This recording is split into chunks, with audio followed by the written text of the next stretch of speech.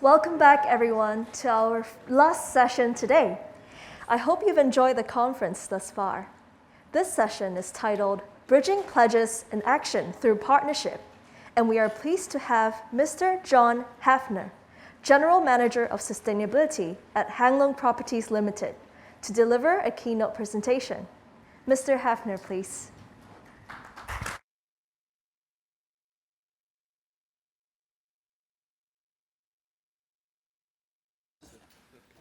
Okay. All right. Okay, I'm already on the second slide here. Hold on a second, sorry. Nope. All right, good afternoon. It's good to be here. It's good to see a lot of familiar faces and friends and new friends. Congrats to BEC on 30 years, quite a milestone. So yes, I want to speak about driving business ambition into action, bridging pledges in action through partnership from the perspective of Hang Lung and what we're doing. And I thought that I just figured this out, but here we go. Okay, so, but it's not showing up, is it? Oh, okay, that's why I was confused. All right. Okay, I can see what you can see now. Excuse me for that. All right, so I'd like to speak first about our net zero plans and progress, and then speak more specifically about how we do collaboration. So we're defining partnership very broadly, not just formal partnerships, but all forms of collaboration that can help us drive our progress forward. And here we go again. My intuition is always the opposite of what I should do with these slides. So with regard to our net zero plans and progress, we have an agenda now that encompasses many different time horizons. And the forming of this agenda was not sequential. We started in late 2020 with our 2030 sustainability goals and targets, which were endorsed by our boards. And then we had our KPIs established, our annual KPI setting, which was a new process where we have annual ESG KPIs that are tied to performance, both for the departments and individual employees. And then at the end of last year, we had 2025 targets established, as well as our 2050 net zero commitments. We actually have two 2050 net zero commitments. One is the Science Based Target Initiative's net zero standard commitment. We're in the process of validating that. And the other is specifically for ULI, net zero standard for operations. So I think what's important about this is that all of these pieces are interlocking. And in particular, our 2025 targets become very important. Even 2030, although it's not that far away, it's far enough away that I think companies can say a lot of very aspirational things. But 2025 is coming quite quickly. And so we've defined an agenda with 25 targets to achieve by the end of 2025 that are now really give everyone a common agenda. And the KPI setting process is working towards that agenda. So we have here our 2030 goals and targets. I won't go into detail, but I want to highlight the far left column and the far right column. So we have certain climate resilience related targets that were established by our boards. And when we had our 70% target established, I have to say there was a bit of concern on the part of our boards about whether we were being overly ambitious. And not long after we had our target endorsed by our boards, the central government announced its carbon neutrality commitment, and then Hong Kong came forward with its carbon neutrality commitment, and we felt that we had vindication for the direction that we were already deciding to pursue. But that 70% intensity target at the time there was some concern, but ultimately our board supported that as part of our agenda to do more on sustainability. In the fourth column, sustainable transactions, that's about really how we work with all of our stakeholders across our value chain to advance our objectives. So, as we say here, to collaborate with all suppliers and customers to advance our sustainability priorities. So the concept there is to take climate resilience, resource management, and well-being, and to work with our stakeholders, to collaborate with our partners in order to advance that agenda throughout the value chain. So it's not just about the traditional idea, perhaps, of looking at energy efficiency in operations. It's looking about the entire footprint and impact of our business, trying to collaborate accordingly. So then when we look at our 2025 targets, you can see the column that has some of those 2025 targets. It's a lot of detail there, but I'll just try to give you a sort of summary understanding. You can see that there's certain targets that are related to scopes 1 and 2 emissions. There are targets related to scope 3 emissions. We're proud to be among the first developers in the region to have an embodied carbon target for 2025. We have targets We have a target related to climate adaptation, and also EV charging, which is an interesting one because additional charging for EVs can actually increase our total electricity load, but it's also about helping transportation to decarbonize. So we want to think about that dimension as well. So I'll come back to some of the Scope 3 targets a bit later. You see number 5 and number 6 that have to do with embodied carbon and the tenants' emissions. And another important dimension of what's happened over the last couple of years is we're now shifting to have both a top-down and a bottom-up approach. I would acknowledge that in the beginning, our mandate on sustainability was significantly top-down. It was driven by our top management and our boards, and I think that's the right approach so that everybody can understand our senior leadership is serious about this agenda and to get some things underway. But we also recognize it's important to really engage everybody in a meaningful way in that process. And so one of the ways we're trying to do so is through a sustainability charter that, as we say here, can enable the wisdom of crowds. So we may have certain notions, but we want everybody to come forward and help us refine, advance, accelerate the agenda accordingly, working towards those targets. So with respect to our Scope 1 and 2 emissions trajectory, you can see that we've made very good progress already, much better than when we first set that 70%, much better than what we would have anticipated in setting that 70% intensity target to 2030. And there's sort of two broad points I'd like to make about this. The first is that we can't claim all the credit for this achievement. In fact, far from it. There's a lot of external factors that contribute to that intensity reduction, including grid decarbonization, for example, some of the energy shortages in the mainland, some of the reduction in footfall because of COVID. So there's a lot of external factors. But the important thing is that we're disaggregating all of those factors. We're understanding how each is contributing to the overall reduction.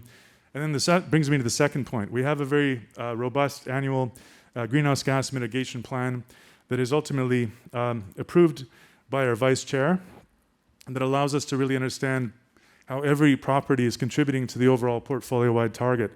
And so the idea is that every year we have a target to achieve in terms of electricity intensity, GHG intensity.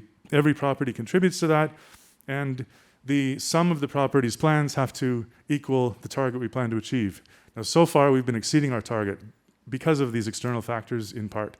But if we didn't exceed our target, we would want to make adjustments the following year to ensure that we're still keeping track. But we anticipate between now and 2030, there may be some zigs and zags, but we'll be transparent in disclosing that to everybody and talking about from one year to the next how we want to remedy any shortfalls on the journey. So then with respect to Scope 3, we completed our first comprehensive inventory in 2020 for 2020 emissions in 2021. It was the first time we had a complete understanding of our Scope 3 emissions, and it was based on that understanding that we set these two 2025 Scope 3 targets for the two largest sources of our Scope 3 emissions, embodied carbon and the tenants' electricity consumption. So you can see the relationship there. So then, turning to the question of collaboration, how does collaboration help us to advance this ultimately net zero agenda? And so we'll highlight the bottom left-hand corner here in particular. And this is sort of our overall sustainability framework. And you can see, actually, we want to collaborate across our value chain in all aspects, including well-being and resource management. But particularly in connection with climate resilience, we want to access more sustainable finance and collaborate with our suppliers and our tenants. So one of the most striking and exciting examples of collaboration recently was our Spring City transaction, where Spring City in Kunming is now 100% powered by renewable electricity. And we were fortunate to collaborate with a trusted old friend from Hong Kong, CLP, on that transaction. And discussions began last summer. And the way we ended up doing the transaction was through a retailer. We actually, much as we wanted to, maybe had a little bit of a bias to working with CLP, we invited the retailer to select any wholesaler, but they ended up selecting CLP in any case. So it was through a tendering process, and CLP is providing the electrons, and the transaction was completed quite quickly. In fact, faster than I would say is typical of an internal transaction of this complexity. We had lots of different departments that had to come together quite quickly to make it happen. But it was in many ways also an exciting achievement because we're saving money on the transaction. There was no upfront cost involved. And if you look at the mainland electricity prices, they're quite volatile. Electricity prices in a lot of our cities have gone up considerably. And so there's a secondary benefit here. Not only are we reducing emissions, but to that extent, that property, by being 100% powered by renewables, is shielded from this volatility on mainland electricity prices. And we're also collaborating with a strategic tenant. And when I was first honored to receive this invitation, I had anticipated I'd be able to share the name and the details of this collaboration. Unfortunately, it's taking a little bit longer. In fact, it may take a couple months longer before we can share all the details, but it's moving forward in earnest. And some of the delay is attributable to the fact that this tenant is actually also quite excited about the collaboration, and the feedback they're providing around how we're going to work together is typically taking the form of how can we do a little bit more in this area or that area. So we're quite excited about this initiative, and stay tuned. Later this year, sometime in the fall, we'll be able to provide details. But we're going to have a conference with them in October that will also involve tenants on both sides, the suppliers on both sides, where we sit with our suppliers and think, how can we accelerate collaboration together? So this is sort of a little bit, this came about really as a kind of learning by doing project or initiative where everybody's talking about green leases, but what we're finding here, the key sort of takeaway here, is if you can find an enthusiastic partner where both are willing to do things together, you can generate a lot of momentum on that basis. We're ultimately hoping that will lead others to similarly come on board through the power of precedent, the power of peer pressure, and so on. So it's actually really about sort of a coalition of the willing on both sides. But at the same time, we're looking at all of our tenants, and we're trying to, in a sense, raise the floor, so to speak, so that we're setting the agenda or setting the table for collaboration with all of our tenants going forward. And we're doing so through our amendments to our tenant handbook and fit-out guide. We did look last summer at specifically amending leases and adding a sustainability collaboration section in leases. But we then found that, in fact, the tenant handbook and fit-out guide are made reference to in our leases, and that we, at our discretion, can amend those documents. So in a sense, they're incorporated into the leases indirectly as other instruments of collaboration. And we're framing with our tenants principles for collaboration. A lot of those principles are still taking the form of, we encourage you to do A, B, and C. They're not yet strong requirements, but over time, that language can be amended. And the other important thing is by setting the context that way, we then want to follow up on specific initiatives again, perhaps starting with some of our more significantly committed tenants around sustainability, around the principles that are described in those documents. And then on the supplier side, we're working and collaborating both on operations and on projects under development. On the operations side, we've made amendments to relevant documents, and we're working towards developing a digital platform. The idea is, frankly, in the sort of traditional supplier relationships, there's a lot still done in Excel and manual tracking of information. We want to have a digital platform that can really allow us to mine different types of insights, identify quickly where best practice occurs, how we can leverage off that, and understand trends and momentum in these supplier relationships, and what kind of ESG data they can provide to us.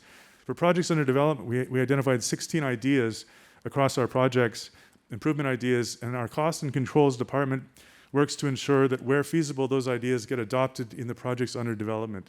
So it's actually quite a defined process that started from a brainstorming exercise. We started with maybe 60 ideas.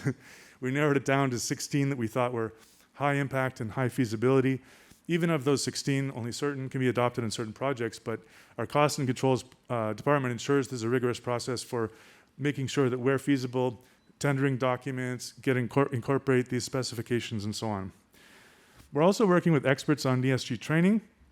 And just last night, I had the pleasure of speaking with Professor Yu Kongjian from BEDA in Beijing. I don't know if you know, at Peking University, very renowned landscape architecture expert. And he's going to speak to our colleagues around nature-based solutions in the built environment later this year.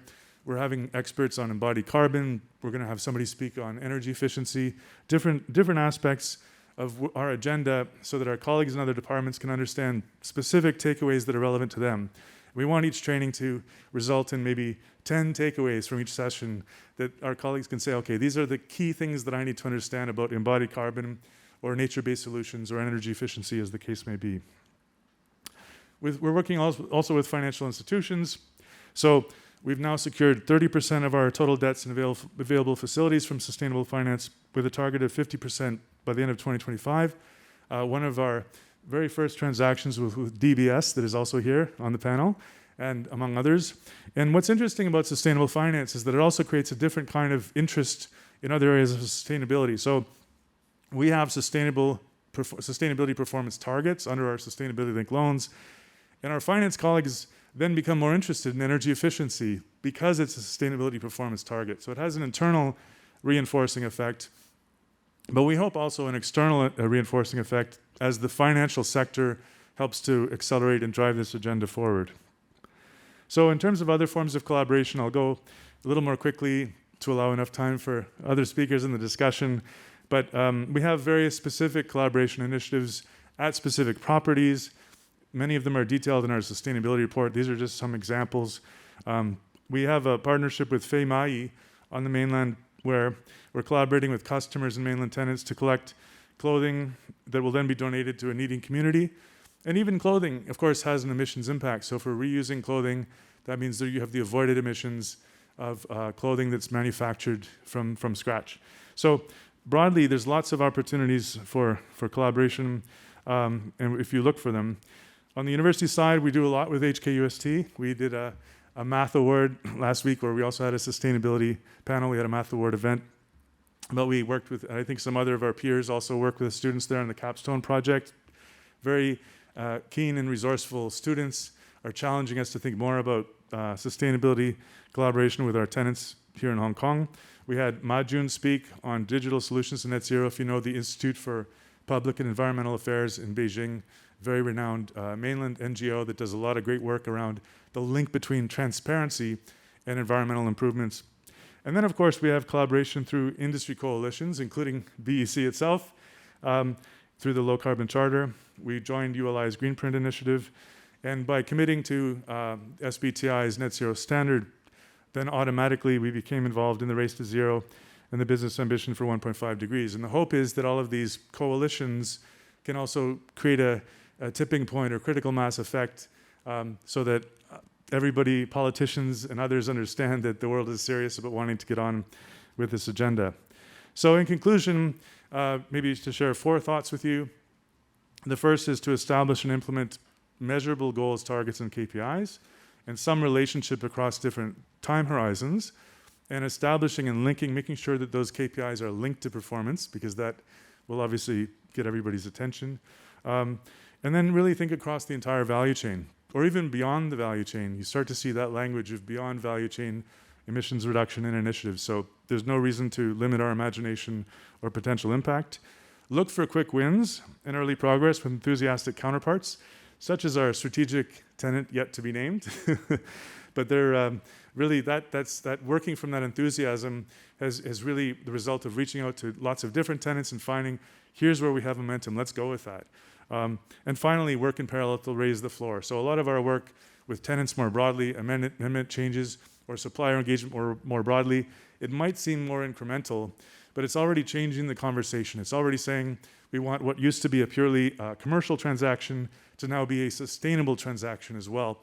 And by framing the conversation differently, we hope that over time, we'll also be able to raise the floor in addition to working with certain partners that are very enthusiastic, that act as leaders. So those are my comments, and look forward to the discussion later. Thank you.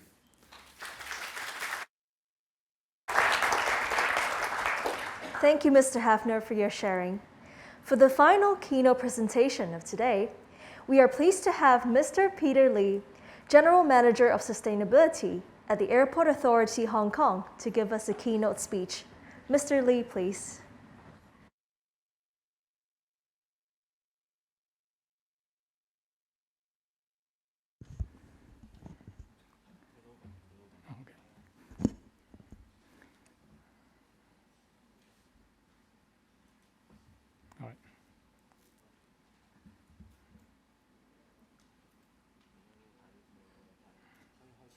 Okay, so thank you for the invitations, and happy to share the long carbon management journey that we have been in the Airport Authority Hong Kong. So while I'm waiting for the slide.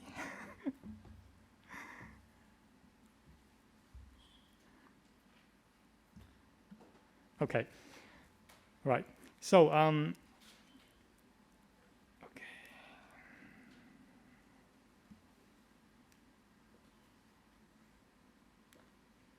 Okay, So the airport operations actually involve different business partners in the airport communities, including, say, for example, aircraft maintenance companies, catering providers, air cargo handling agents, and other companies operating in the Hong Kong International Airports. So in terms of carbon emissions on the ground, the airport authorities' contribution is actually only about 40%. And our business partner contribute the other 60%. So therefore, it is very important to join hands with our business partner to reduce overall carbon emissions from the airport operations. So in 2008, AA have established the Hong Kong IA Carbon Reduction Program to provide a platform for the airport community to collaboratively reduce our carbon emissions. And in the past decade, we have 2 5-year carbon reduction pledge with our business partner. As you can see from this slide, we have a long track record on actively implementing our carbon management. And we conduct our first carbon audit since in 2008, and subsequently, 2 rounds of airport-wide 5-year carbon reduction program.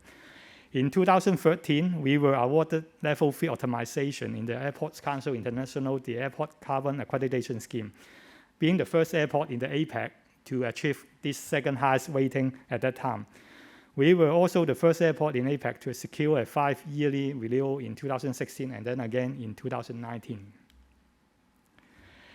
In the last couple of years, as you may all aware, we see governments and the aviation industry setting a clear timeline for going net zero. So in September 2020, China announced the new decisive pledge to reach carbon neutrality before 2060. And then in November 2020, the Hong Kong government also announced the carbon neutrality target before 2050. And in June last year, the Airport Council International World and also 5 ACI regions also set their long-term net zero goals for airport by 2050. And the airport authorities was one of the study sponsors of that studies. And then in last year, actually, the airport authorities has completed a long-term carbon target studies. The studies engaged many of our colleagues in our operation departments and technical department, as well as our major business partners, to understand their planned activities and also the potential application of different carbon reduction technologies that is relevant to their operations. And the study came up with a projected carbon reduction trajectory, as you can see here. The blue dotted line is what we call the business as usual. That means with no additional carbon reduction measures, this is the total carbon emission that will happen in 2035 and then in 2050. And the red line is actually our projected trajectory for go to net zero targets. As you can see, we are now actually at the very low point, even up to now. Just a joke from our other colleagues, we have doubled the passenger traffic this year compared with the same time last year. But this traffic is still only 2% of the traffic pre-COVID. So we are now at the very low point of this red line. So we still need some recovery in the coming few years. And then with a normal operation, we try to manage to have no emission growth at 2024, and then go down the absolute carbon reduction pathway from 2028. And then with a midpoint target of 55% reductions compared with the 2018 level at 2035, and then net zero 2050. So around the end of last year, we have formally announced our new HKIA long-term carbon pledge, which I just mentioned about midpoint target of 2035, and then the ultimate net zero carbon emission at 2050.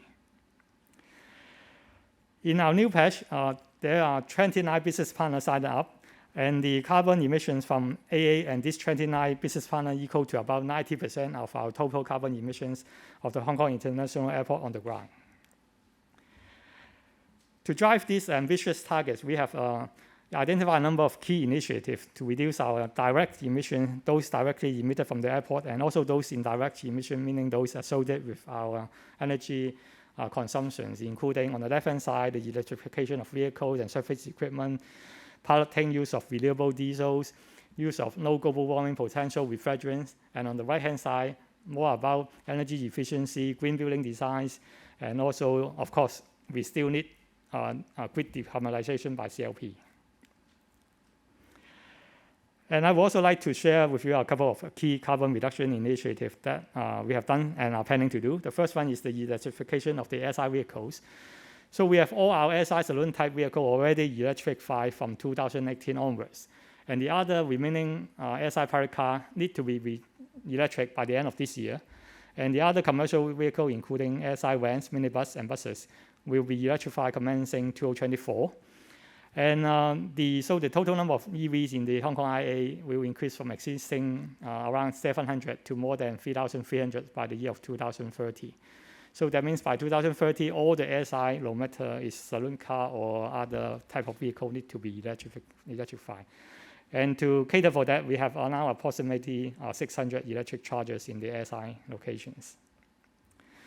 But apart from those vehicles, we have also many what we call the GSE, ground support equipment. For example, the baggage tractor, conveyor belt, loaders, passenger step, etc.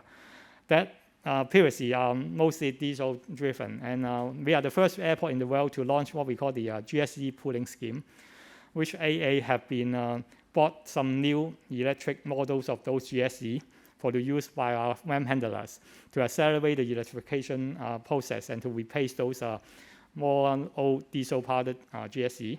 And this will also help to reduce traffic at the aprons and to drive down the direct carbon emission. So there are currently around 2,700 electric GSE under the pooling scheme, and we will increase to about 580 by the end of this year, which is equal to 70% of the total essential GSE serving the SI. Apart from those airport operations which AA is directly controlled, it's also important to support and encourage our business partner to reduce their individual carbon emissions in order to achieve the targets. So we start with work on a number of key initiatives covering capacity building for our business partners, setting up of a Hong Kong $20 million Green Innovation and Technology Funds, and also have technical working groups for knowledge sharing and piloting new technologies, as well as supporting the use of what we call the SAF, Sustainable Aviation Fuel, for our business partner. So I'll go one by one briefly. So on capacity building, we have partnered with BEC to run a 3-year bespoke training program for our business partner. And we aim to use this program to provide free training events for our business partner to help develop their carbon management skills. And the program was launched in early March, and we are very happy to have Simon and Professor Christine No, and also Ms. Sophie Ponti to be our speakers at the launch event. And the event was very well received by our business partner. And on financial support, we have launched the what we call the HKIA Green Innovation and Technology Fund for the airport community, hopefully by the second half of this year. And the fund will be 20 million Hong Kong dollar for initial 3 years. And the business partner will join, those joins our new patch will be eligible to apply for the fund. And the key objective is to provide financial support to them in piloting and scale up their new technology within the airport environment and accelerate the application of those technology. We have also established a number of technical working groups across relevant A departments, and will extend to the airport community when the technology are more ready. And the key objectives is to accelerate uptake of the new energy efficient initiative, and also piloting new energy efficiency technology, and also provide a platform to share those new knowledge and experience with relevant business partners. So those at the bottom are the number of initiatives that we are interested to explore, including, for example, EV charging networks, hydrogen fuel cell, renewable diesel, on-site solar power, low carbon, low global warming potential refrigerants, etc. So last but not least, apart from the carbon emissions on the ground, many stakeholders also concerning aircraft emissions, although it is not part of our Scope 1 or Scope 2 emissions. And sustainable aviation fuel is now the mainstream to decarbonize the aircraft emission by something like 80 to 90%, depends on the feedstock, when we're considering the life cycle emissions. And this is, up to now, basically the only solutions for long-haul flights. And Hong Kong International Airport is now equipped with all the necessary fueling infrastructure for airlines to receive, store, and uptake those pre-branded SAF. And we support and encourage airlines to uptake SAF at Hong Kong International Airports. So in April, we supported Cathay Pacific to uplift SAF for the first time at Hong Kong International Airport. And AA is also participated in their corporate SAF program as one of their launch partners. So this ends my presentation. I welcome any questions that you may have in the discussion section.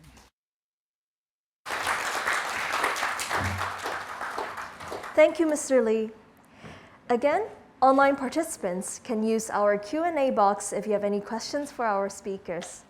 For our audience in the room, please raise your hands and we can pass you the mic. Please join me in welcoming our moderator, Ms. Grace Kwok, Chairman and Executive Director of Allied Sustainability and Environmental Consultants Group Limited. Ms. Kwok, over to you, please.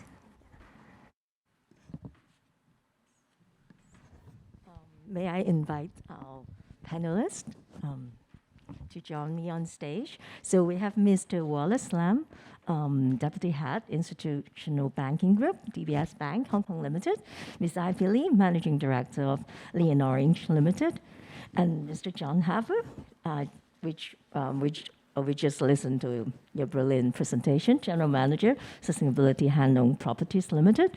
Mr. Peter Lee, General Manager, Sustainability Airport Authority Hong Kong, and also Mr. Roberto Giannata, Chairman of Hong Kong Liner Shipping Association. So we have privilege to listen to two wonderful keynote presentation, which just a showcase of how businesses are setting ambitious target to drive sustainability performance. In fact, I think I just recently read a study about among all those companies publicly disclosed their carbon reduction target, only 26% has set out targets on embodied carbon reduction.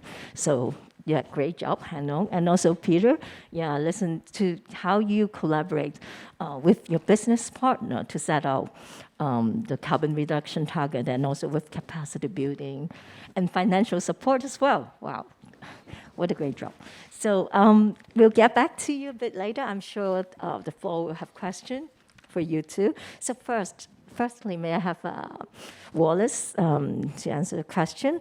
So DBS is one of the early banks that commits to net zero by 2050. Instead of their own operational emissions, banks usually have majority emissions from their value chain, like lending and investment activities. As a bank, what are the typical business partners, and how do you work together towards decarbonization? Thank you, Grace. I'm certainly very pleased to be here. DBS is a purpose-driven bank, and obviously when we committed to a net zero emission by 2050, we don't intend to stay quiet and not do anything until the night before and we say, look, we are compliant. So we do actually have a number of interim targets. For example, by 2039, we intend to be zero thermal coal exposure, right? So we don't intend to have any coal landing exposure by the year 2039. By 2024, we actually have a hard target of doing 50 billion Sing dollars, or about 280 billion Hong Kong dollars of green financing. And just last year in Hong Kong, DBS Hong Kong has done 24 billion Hong Kong dollars of loan, one of which, of course, is for Hang Loan. And we've done also managed about 31 billion Hong Kong dollars equivalent in terms of sustainable bonds just last year. In addition to that, by 2022, we have a target to achieve net zero operational carbon emission. So basically, in terms of our own operations, we intend to achieve net zero by the end of this year. So we have, in this sector, in the banking industry, we have actually won a number of awards and accolades from financial publications such as Asia Money, Bloomberg, Hong Kong Management Association, etc. So how do we actually manage to do this? We intend to work, we will continue to work with our partners, right, to create long-term value as well as to contribute to a better world, which is actually in line with our corporate objective. We have 3 sustainability pillars, okay, which are responsible banking, responsible business practices, as well as creating social impact. So I'll go through very quickly, very briefly, one by one. So in terms of responsible banking, what we intend to do when we do business, when we do lending with our clients, we would outline our sustainability commitments and expectations, which will form the basis of our corporate and business relationships and partnerships. What that means is that we will work with regulators, we will work with external parties, which is rating agencies, various organizations such as BEC, including BEC, to shape and incentivize the behavior of our clients. Okay, so what that means is that especially in the banking industry, we see ourselves as almost like a traffic controller to direct capital flow to businesses and companies that are motivated, okay, and conducting the business in a sustainable and a green manner. We also, in addition to that, we also intend to provide solutions to underserved industries, okay? So we are actually one of the world's first, we set up actually the world's first sustainable and transition finance framework, on which we leverage to achieve decarbonization in some of the more resource-intensive sectors. So that's, in a nutshell, that's what we do in terms of responsible banking. In terms of responsible business practice, right, so what we do internally, okay? So aside from lending policies, which I just mentioned, we have a very sophisticated, we're actually one of the more advanced banks in terms of providing our products and services online through various online interfaces. So i.e. basically we intend to reduce use of paper and use of, by using the digital alternatives. We have incorporated ESG considerations into our daily business operations. One example is that we have one of the largest sky farms in Hong Kong. So it's actually a collaboration between the bank, Taikoo Place, and also DBS Foundation. So in One Island East, which is actually where our Quarry Bay headquarters is located, on top of the roof we have one of the largest sky farms in Hong Kong.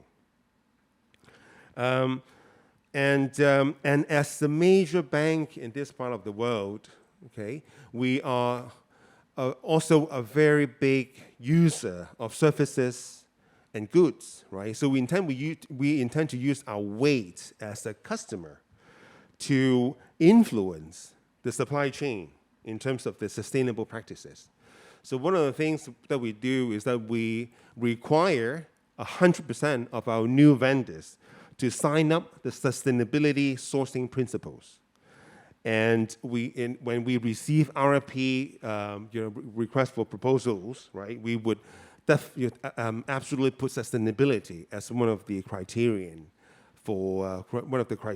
for selection. So last but not least, in terms of create social impact, so we want to be the force for good by supporting social enterprises that are responsible. So we have, as I said, we have the DBS Foundation. This year, we have already hit a record high in terms of grants to innovative social enterprises, amounting to almost 16 million Hong Kong dollars to 19 innovative social enterprises across Asia, and 2 of which actually from Hong Kong. We are setting up a new grant, which is tailored for SMEs to kick off their sustainability journey, okay? And we also intend, basically we have a policy to give back to the community where we operate. So since COVID started in 2020, we have already given more than 18 million Hong Kong dollars of relief funds and donations. We have provided more than 20,000 RAT tests, for example, more than 100,000 soup vouchers to the healthcare staff in Hong Kong, and 100,000 food packages and meals and hygiene packs actually to the community of Hong Kong. One interesting fact is we have also contributed 300 kilograms of vegetables that were grown in our organic sky farms to the needy people of Hong Kong. So in a nutshell, those are the things that we are doing from DBS to help push the sustainability agenda. Thank you, Wallace. Yeah, greening the banking industry has been, very important when we want to shift the green capitals to all those more sustainable projects and to have a sustainable investment, as our top priority. So our next question to Ivy. Given your long-lasting career with LNO and serving leadership positions like Chairman of BIM Society and Director of Hong Kong Green Building Council, have you observed climate partnership initiatives in the wide building sector that are creating promising impact? What more can the sector potentially do together to accelerate net zero transition? Thank you, Grace. Decarbonization is a very challenging task. I think everybody knows. We can't do it by ourselves. We can't do it alone. It's already so difficult. So we must do it all together. Everybody have to involve, and we all have a role to play. I think the government knows very well as well. So that's why, as you may be aware, that the government has this carbon neutralization partnership program, which encourage private sectors to get engaged into this decarbonization action plan. And I know a lot of organizations have already signed up for it in Hong Kong. And I'm very pleased to see that when you look through it, if you have time to look at it, including, Peter, Hong Kong Airport Authority, they have a very detailed action plan and very tangible targets in this action plan. And I'm very glad to see that actually one of the pillars is about energy saving and green buildings. Okay, I myself is an architect, so I'm very pleased to see that because 5, 10, 15 years ago when I tried to convince the client to do green building, most of the time they would say, Ivy, you're causing me trouble and you're costing me more money, So, in a funny way, But that's true as well. So that was actually difficult to do it by ourselves. But in the recent years, a lot of organizations actually make it a very high, as one of the objectives or the corporate missions, and that top-down effect really, is game-changing.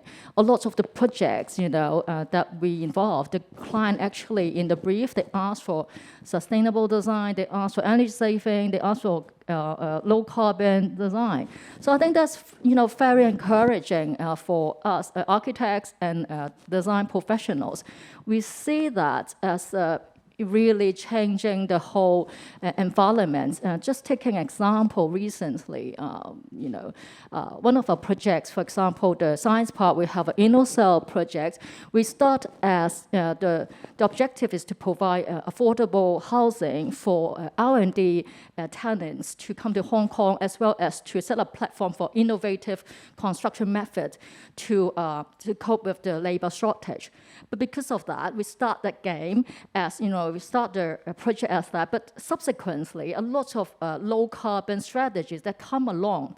And the funny thing is, it's a very encouraging thing is, it starts to change the whole, I would say, from designers to contractors, to suppliers, to vendors, to laborers, to facility manager. Once you start the mindset of, we have to innovate, we have to take challenges, they all come together. There's a very natural participation and partnering.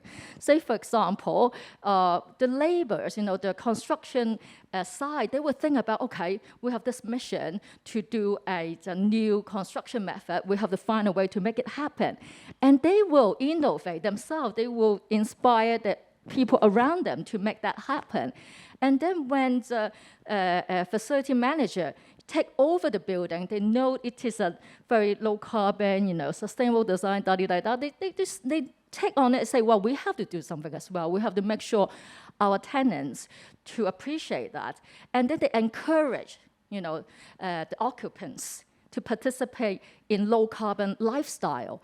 And once you start that, actually, when I go back to look at the project, all these young people, they love to share. They no longer stay in their own units. They come out to share the food. They no longer switch on the air conditioning. They open windows. All this is a chain of effects that we didn't anticipate in the beginning, and it's very encouraging. So I think it's going to be, hope there's more to happen, and it shows the partnering effect in terms of in the construction industry. And as a member of the BSL and Hong Kong GBC, I also see a lot of successful partnerings throughout the years. Say, for example, I think BSL with BEC and Hong Kong GBC have done a lot of engagement and partnering. One of the examples is recent year we worked with the Government Information Office to develop the green tools for data center. Okay, that is very successful. We work with Airport Authority, MTRC to develop building standards specifically for airport and MTR station. And also, there's a very, very good project that with BEC to work with schools, with a lot of students, teachers to promote a green lifestyle and green schools. So all this collaboration, have very successful results. And now we have green finance. I think in the end, the missing part was always the financial side. So now we have that as well. Very pleased that, Wallace here, and you're the missing puzzle. And with that, I think it's a lot can be done. I think lastly, I want to urge everybody to look at existing building. We've done a lot of good new buildings recently, but we have over 41,000 of existing buildings in Hong Kong. And, they are decades old already. When they were built, they're not that energy efficient. So we have to look at these buildings, all these existing bulks, how to retrofit them, improve them to be more energy efficient. And that needs a lot of actions. As I please look into that and incentivize and give a financial support to those projects. Thank you, Ivy. Yeah, thanks for bringing up InnoCell. I think InnoCell is a game changer because it shows, how much the project team can do with a can-do spirit, right? And with the right chemistry and good leadership. Yeah, so may I have the next question for Roberto? So shipping lines and companies work in multiple jurisdictions. With multiple countries and businesses pledging net zero, what are the risks and implications on the shipping companies? As an association, what does the Hong Kong Liner Shipping Association do to support the industry to take collective climate actions?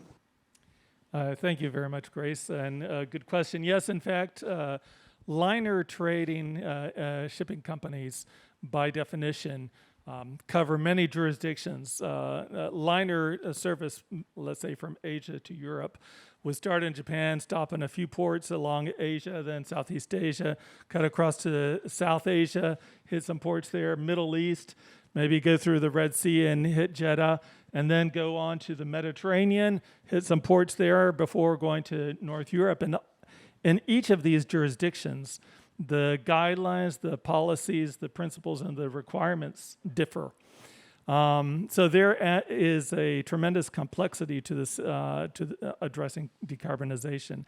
There's also a commercial operational challenge because the members of my association are the ship operators like the Maersk, CMA, MSC, COSCO, who actually provide the service. Those ships, though, are owned by somebody else. The ships are also managed by another entity that runs the engines, takes care of that side of things. So, and then the cargo on board the ships are owned by thousands of different shippers across the stream. So there are tremendous complexities in addressing how we can provide decarbonization issues. Fortunately, we do have an international organization, the International Maritime Organization, that does assume authority or responsibility for addressing issues across different jurisdictions. And in 2018, they set a decarbonization target of reducing carbon emissions by 50% by 2050. Now, this target has been heavily criticized, rightly so, I believe, because it's not in line with the Paris Agreement of trying to hit 1.2 degrees. And so this is not an aggressive enough target. But the issue is that the IMO, the International Maritime Organization, is made up of 175 countries, jurisdictions, each with different set of priorities, different economic conditions, different interests. So putting all of that together to come to a common policy is not easy, and I'll get to that in a point. First, I want to highlight, there's many challenges in the industry, but I want to highlight what I see as probably the biggest challenge in decarbonization, and that is that there is not yet a known technology for propulsion that is zero carbon, that will enable us to achieve our targets. There are a number of studies that are being made, different things that are being considered, but that is not commercially available.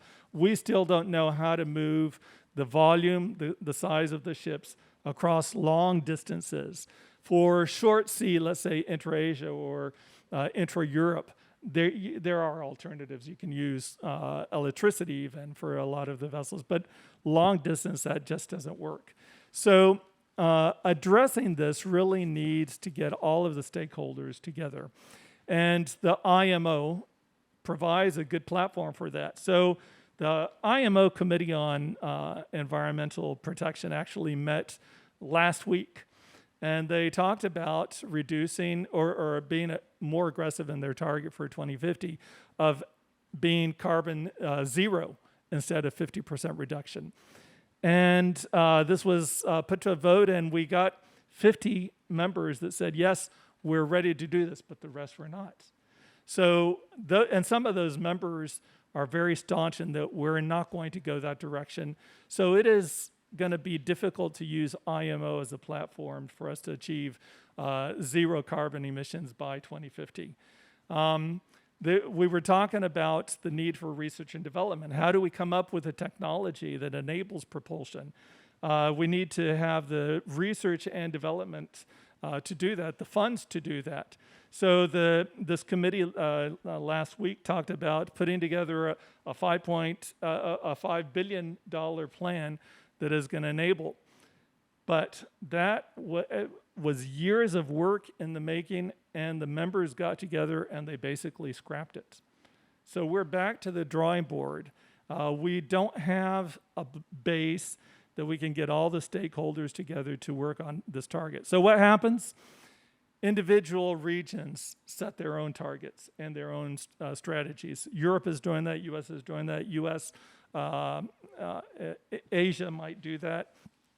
But what happens then is that you have different standards, different requirements in each region. A vessel going from Asia to Europe might have 3 jurisdictional requirements that are not the same.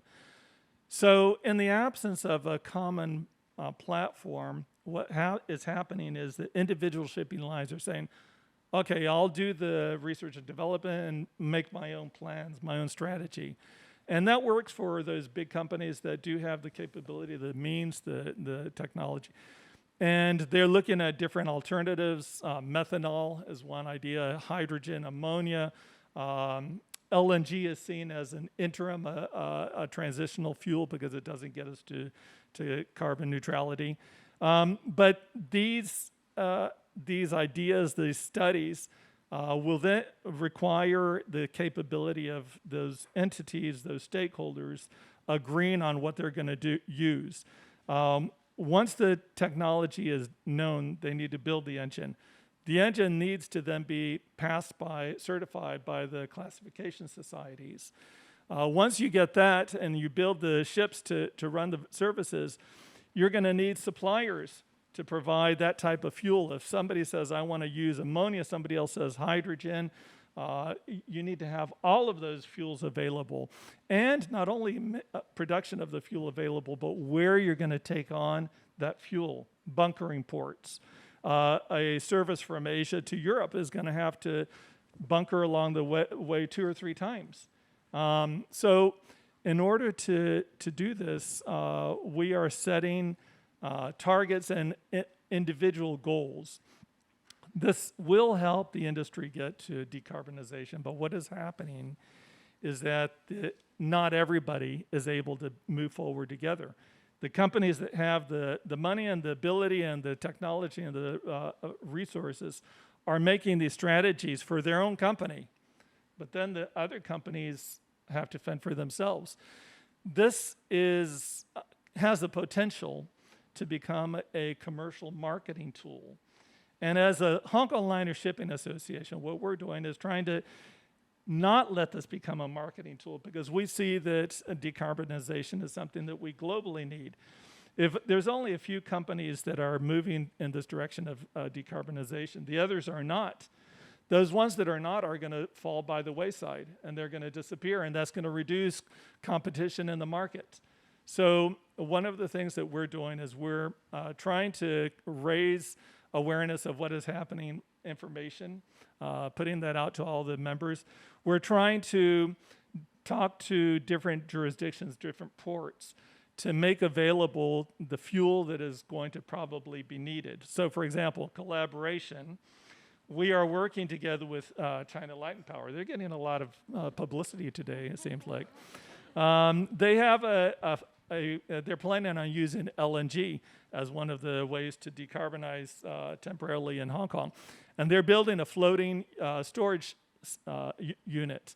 And we're asking, can we use our ships to take on that LNG fuel? They're also looking at hydrogen further down the line, and we're saying, hey, as ships, we might also be using hydrogen. Can we make use of your facility? That is going to help Hong Kong be on the map as a place where ships can take on this fuel. If Hong Kong doesn't have that fuel, those ships are going to skip Hong Kong. They'll go to other places. We don't really produce anything here in Hong Kong, so we need to attract those ships to come here. We're also working with government, trying to get them to recognize the need for the legislative guidelines, the framework under which we will be able to use these vessels in Hong Kong. At the moment, Hong Kong doesn't have the framework, the legislative framework for these vessels to be able to enter Hong Kong and do business here. This legislative framework does exist in Singapore and in China and other places, but not yet here in Hong Kong. So we're trying to get government to do that. We're looking at how we can encourage green corridors, getting all of the different supply chain stakeholders together, be that the carriers, the terminals, the shippers, the suppliers, everybody on one platform to be able to say, okay, at least from Hong Kong to this corridor, we will try to have a green corridor. That's not the whole service from Asia to Europe, but that is one small segment. And maybe in Europe, they're going to do another little segment. So this type of approach. And the last thing that we're doing is trying to raise awareness of where the needs are. In order to decarbonize by 2050, we need to increase green production 18-fold from what it is today. For investors, Wallace, this is a tremendous opportunity, and it's also a huge challenge. There are some countries that have these, that are rich in these resources, like Chile and Algeria, trying to make those connections and to enable the service to be able to go through the whole way on green, with green emissions that meet the targets, be those individual company targets, regional targets, or hopefully the International Maritime Organization's targets. Thank you. Thank you for sharing all the practical consideration and challenges to decarbonize the shipping industry. I think it must be a big task, for you to get everyone, the stakeholders, the ship owner, operator, regulator, on the same platform to work out a solution for this quite complex issue when you involve different jurisdictions. Yes. Okay. So. For the next questions, for all panelists, feel free to answer. So very often, partnership goes into tracking value chain. Scope 3 emissions. On one hand, it demonstrates a more comprehensive picture, but on the other hand, it could take numerous resources. So from your experience, can you advise our audience how they can be more effective on such tasks? Would you like to? Yeah. Yes, please.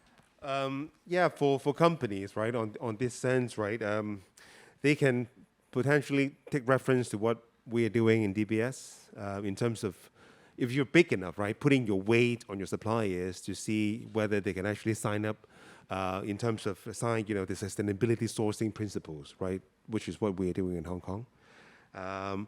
There are also, a lot of resources that are readily available in the banking industries. So obviously, as a company, you can always mobilize these resources. Actually, talk to your bankers. DBS, for example, we can do green loans, right? We can advise on green bonds. We can actually provide advice on the roadmap, right? If you have no idea what to do and where to go, we can provide advisory on the roadmap to achieve net zero. We can provide prevailing views of what the latest is, right, with respect to the sustainable developments. We can also provide advisory and help with respect to getting ESG rating from external parties, right, in terms of putting in place the monitoring protocol, the measuring system, as well as the reporting system. And of course, getting an external assurance or a third-party certificate really adds credibility to your own sustainability targets and objectives. Thank you, Wallace. Yeah, Peter, please.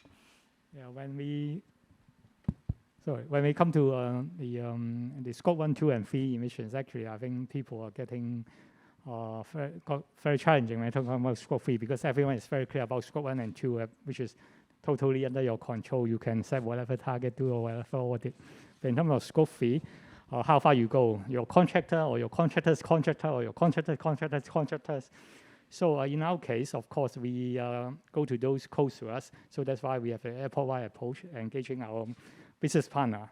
The business partner emissions are effectively our Scope 3 emissions already. And then the Scope 3 is the Scope 3 of our Scope 3 emissions. So we kind of try to influence and guide our business partner to make sure that we have a reasonable reduction of our Scope 3 emissions. So in terms of audit, actually, well before the new patch, actually, we have, for those joining our previous patch, we do have an annual audit with them. So we provide a platform for them to report their emissions on an annual basis. And actually, this also form part of our submission to our industry corporation, the Airport Council Internationals, to go for the airport carbon accreditation schemes. So we have a kind of a system in place to keep track of those performance. So whatever happening that do not follow the trend, of course, we need to think of the what additional enhancement measure or what additional reduction measure that we can pursue. But the challenge now is, in the previous patch, we go for intensity target. But for now, for Paris Agreement, we need to go for absolute. And absolute is really a new game. So we need to put in additional resources and make sure that we deliver the trajectory. Yes, thank you. And John, please. Yeah, just to add additional thought. I mean, Scope 3 is so challenging because there's so many subcategories. So I think it's important to take an 80-20 approach, data-driven 80-20 approach. What are your largest sources of Scope 3 emissions? And then within those largest sources of emissions, what are the largest sources of those? So in our case, for example, embodied carbon is half of our emissions, and steel and cement are the most significant within embodied carbon. So it doesn't make sense for us to spend a lot of time talking to our colleagues about their business travel. I mean, of course, we want to build a culture where people care about the impact of their business travel, but you can spend a lot of time doing things that might be symbolic but less impactful, but really go for where you're going to have biggest impact. Follow the carbon, follow the emissions.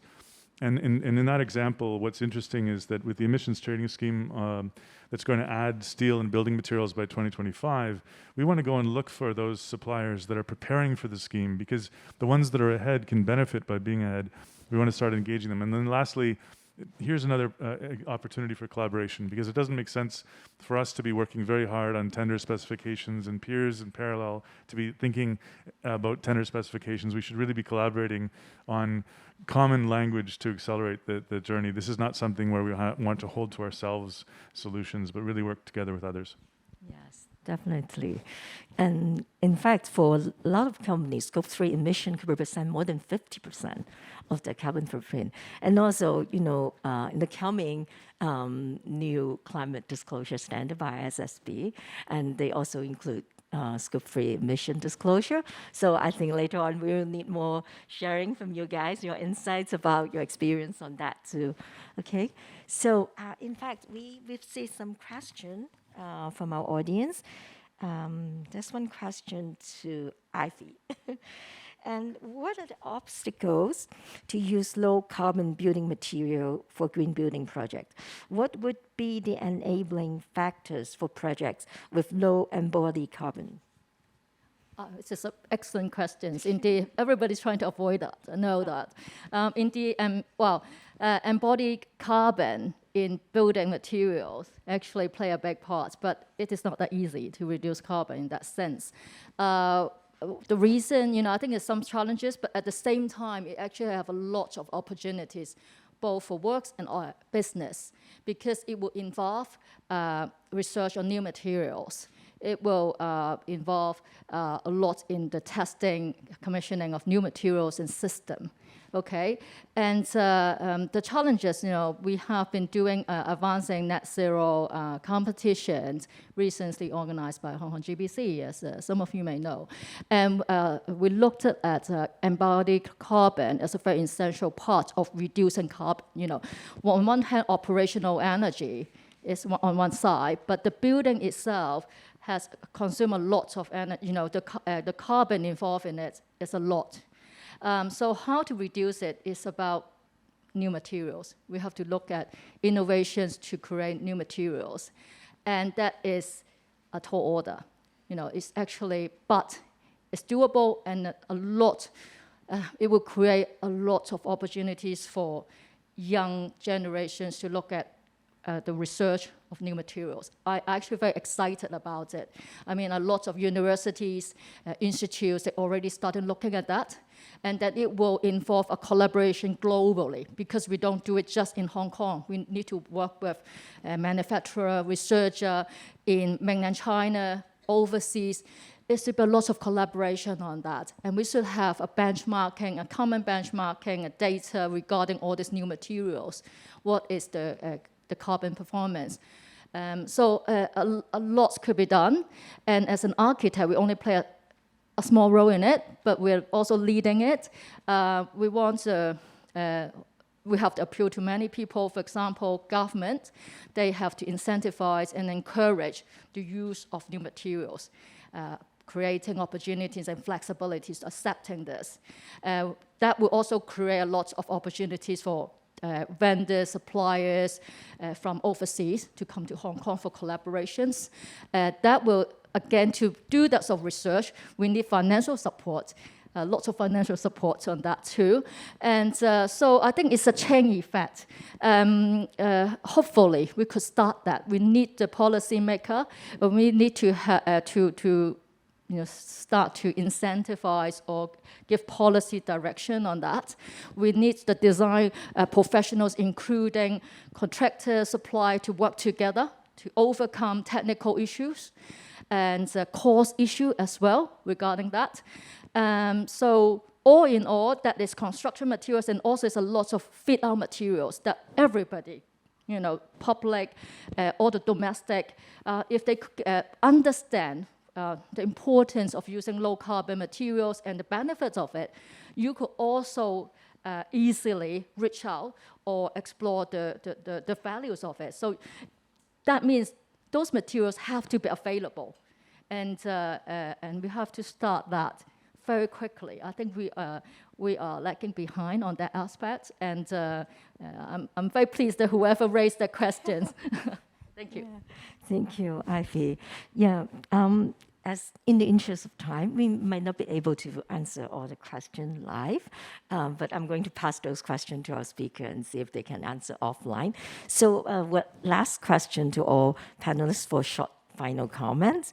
So as we close this section on partnership, how do you think Hong Kong businesses can work more collectively to help drive a net zero Hong Kong? Are there any favorable conditions? May we start from Roberto? All right, thank you. So yes, certainly to achieve the targets, we need cooperation across the board. I think in Hong Kong, we have financial institutions, we have the universities that have the ability to do research. We do have the framework to be able to put some resources together to enable global shipping to move forward towards decarbonization. I think that one of the ways that we can look at in Hong Kong is, since the R&D fund didn't work at the IMO level, we could look at something regional where we collaborate with other jurisdictions regionally to introduce maybe a levy where we can have build up a fund that can go towards this type of research and development. And ultimately, it's all of the raising the awareness of all of the stakeholders, be that from the consumer to the seller to the transport provider and every entity in between. Yeah, thank you. So Peter, please.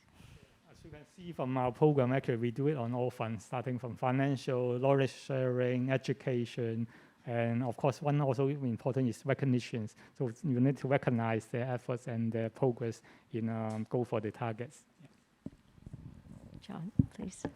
Yeah, so the one idea that I would emphasize, the business community needs to come together to advocate for and support carbon pricing in all of its forms. This is my personal opinion, but we're supposed to cut emissions in 50% by 2030. We don't get there unless we price pollution. And if we do price pollution, immediately the business case changes on a lot of projects and a lot of things happen faster. Thank you. Ivy? To go back to existing buildings, as you may be aware, buildings actually consume 90% of energy in Hong Kong, and 60% of carbon emission accounted for, buildings. So we have 41,000 existing buildings. If we could save 10% of energy, carbon with the buildings, we will save 6% of carbon overall in Hong Kong. So it's very important. But at the moment, we need government support, we need policy directions, we need clients, big organization, commitment. A lot of these buildings will be by individual entities. So we need to help them. I think in terms of finance, technical knowledge, all that we have to help generally the whole society to get engaged in helping to cope with the existing buildings, how to reduce carbon. Thank you. Thank you. Wallace? I'd like to echo some of the comments actually made by Ivy and other panelists. Right, this is actually definitely not a lone battle. So it takes a lot of collaboration across various industries, and of course, us, DBS, in the banking industry has a very big role to play. Because we have policies to support, particularly companies that are motivated to make positive impact to the society in line with our own sustainability objectives. I still remember a couple of years ago, like 6-7 years ago, when we first started this journey, when we pitched an idea to a company. The first question that I got was, okay, so how much money are we going to save by doing a green loan, right? That mentality has changed, right? Because companies now understand and realize the benefits of adopting, sustainable principles, because that's what the stakeholders, that's what the customers want, that's what the regulators want, okay? That's what the rating agencies like to see, right? So they are progressively, doing a lot more, okay, as compared to a couple of years ago, and we are very pleased to see that. So in a nutshell, we stand ready to support companies, our customers that are motivated to do green and sustainable corporate actions, and it's not just a corporate slogan. We put actions where our mouth is. Where we put actions. We put ourselves together and put it to work. And so that's I think that's the key thing. Thank you. This is saying that if you want to go fast, go alone. If you want to go far, go together. So collaboration and cross-sectoral partnerships are key to accelerate our net zero transition. So big thanks to our brilliant panelists, and also congratulations to BEC on the 30th anniversary. Thank you very much.